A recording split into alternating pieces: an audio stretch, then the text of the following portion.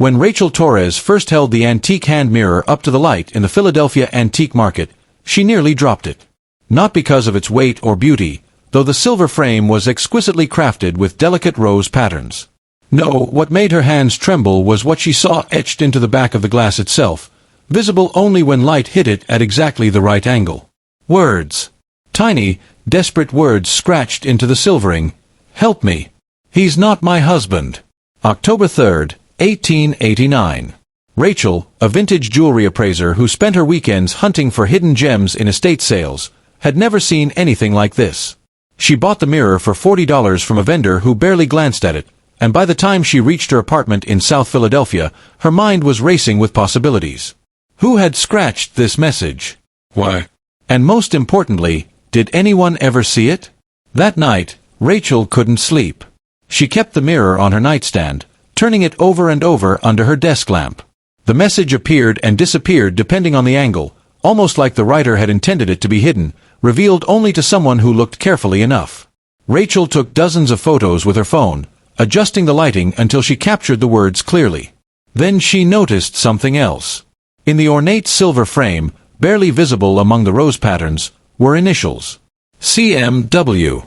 And beneath them, an address so small she needed a magnifying glass to read it. 1447, Spruce Street, Philadelphia. Rachel's heart pounded.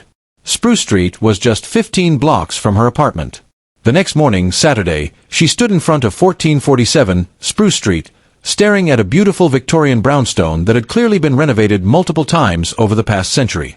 The current owners, a young couple named David and Jennifer Park, were surprisingly welcoming when Rachel knocked and explained her unusual quest. "A mirror from this house?" Jennifer's eyes widened. "We found a bunch of old stuff in the attic when we renovated 2 years ago. Most of it went to estate sales." "That mirror sounds familiar. Come in, let me show you something." Jennifer led Rachel to their dining room wall, where a framed photograph hung. The black and white image showed the same house in what appeared to be the late 1800s. In front of it stood a family, a stern-looking man in a dark suit, a woman in an elaborate dress, and 2 small children. "The previous owner left this," Jennifer explained. "She said it showed the original family who built this house. The Whitmore family, I think. They were pretty prominent in Philadelphia society back then." Rachel leaned closer, her pulse racing. The woman in the photograph wore her hair pulled back severely, her expression blank and formal as was typical for the era. But something about her posture seemed stiff, uncomfortable. And there, barely visible in the photograph, hanging on the wall behind the family, was a mirror. Rachel's mirror. "Do you know what happened to them?" Rachel asked. "The Whitmore family?" David shrugged. The previous owner mentioned something about a tragedy, but she was pretty old and her memory was spotty. She said the house had been sold suddenly in the 1890s. "Why?" Rachel pulled out her phone and showed them the photographs of the etched message. Jennifer gasped. "Oh my God! That poor woman! Do you think she was in danger?" "I'm going to find out," Rachel said. The Historical Society of Pennsylvania on Locust Street became Rachel's second home over the next week. She arrived every day when they opened, requesting census records, property deeds, newspaper archives, anything related to the Whitmore family of 1447, Spruce Street. The librarian, Marcus, a graduate student working on his dissertation about Gilded Age Philadelphia, became intrigued by her search. "The Whitmores were interesting," Marcus said, pulling up records on the computer. Charles Whitmore was a banker. Married in 1885 to Catherine Miller. They had 2 children, but here's where it gets odd. Catherine died in 1890, supposedly from influenza. But Charles remarried just 6 months later to a woman named Clara Morrison. That was considered scandalously fast, even by Victorian standards. Rachel's breath caught. Clara Morrison. CMW. Those are the initials on the mirror. Marcus looked at her sharply. "What mirror?" Rachel explained everything, showing him the photographs. Marcus whistled low. "This is incredible. If Clara left that message, she must have done it before or around the time of her marriage." October 3rd, 1889. "Let me check the marriage records." His fingers flew over the keyboard, then stopped. "Here it is." Charles Whitmore and Clara Morrison, married October 5, 1889. Just 2 days after the date on your mirror. He's not my husband, Rachel whispered, reading the message again. She wrote that 2 days before the wedding. Why would she marry him if she was asking for help? Marcus pulled up more records, his expression growing darker. Look at this.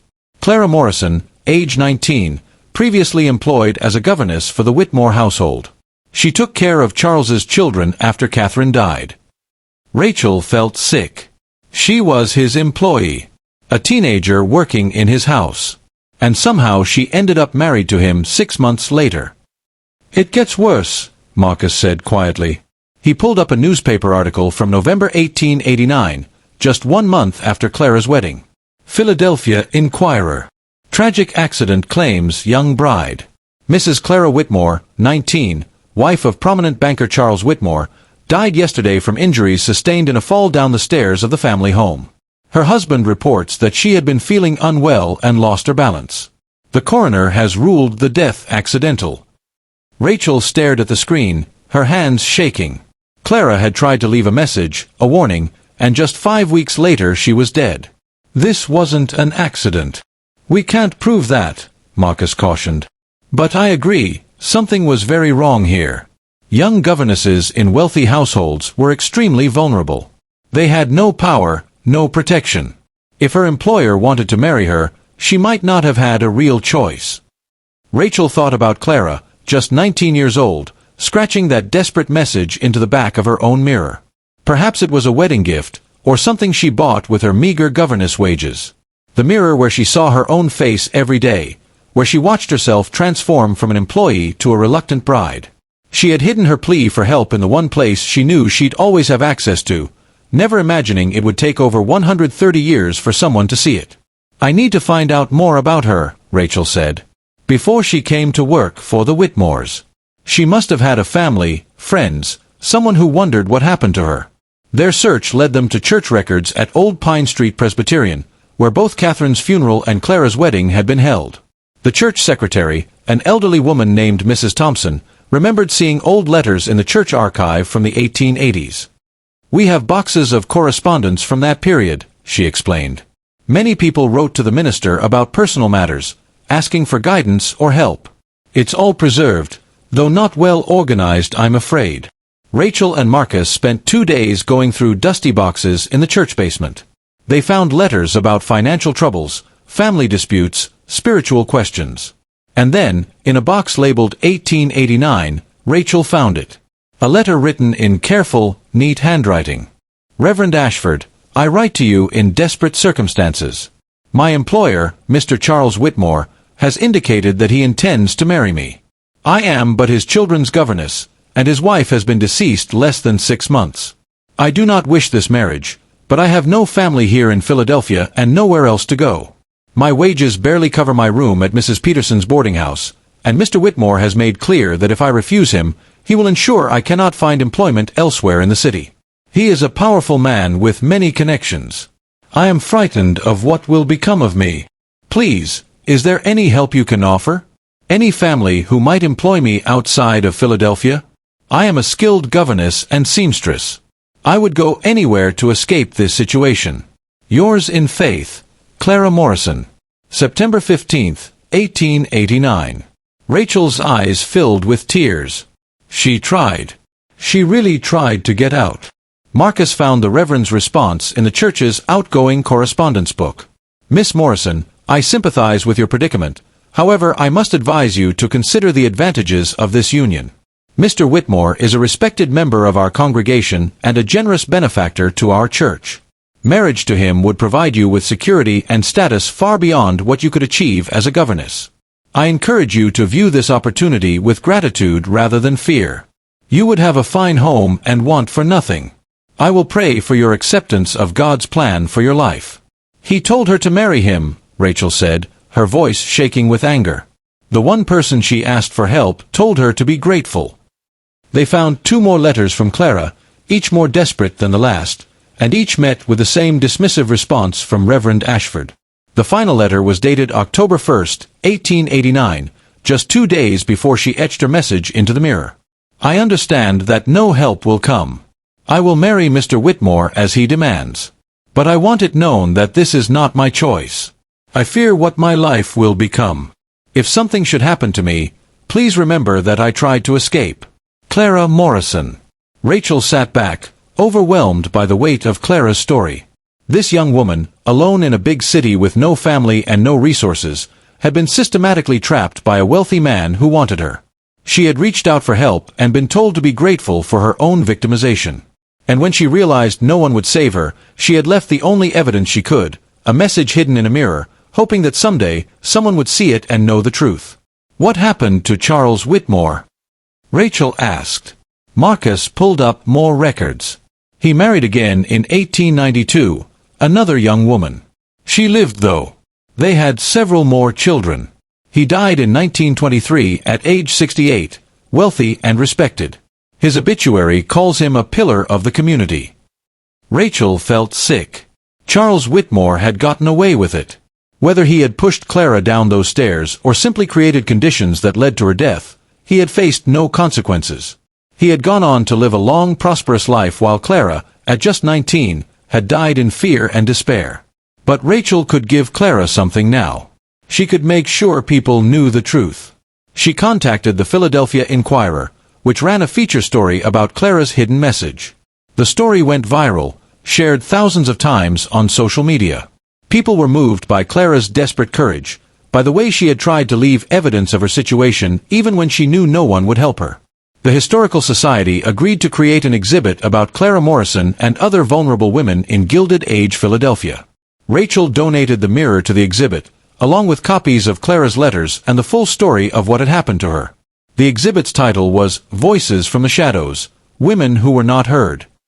On the day the exhibit opened, Rachel stood in front of the mirror, now displayed in a case with soft lighting that made Clara's etched message clearly visible.